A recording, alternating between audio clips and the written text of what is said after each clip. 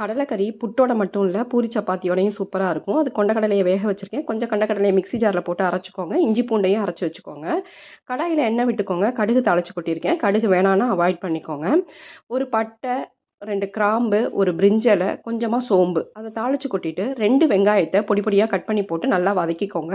2 பச்சை மிளகாயும் நீளமா கட் பண்ணி போட்டு அதையும் வதக்கிக்கோங்க. வெங்காயம் வதங்கினதுக்கப்புறம் 1/4 டீஸ்பூன் மஞ்சள் பொடி, 2 டீஸ்பூன் நார்மல் மிளகாய் பொடி, ஒரு 1/2 டீஸ்பூன் காஷ்மீரி சில்லி, 2 டீஸ்பூன் தனியா பொடி, கொஞ்சமா கரம் மசாலா போட்டு நல்லா மிக்ஸ் பண்ணிக்கோங்க.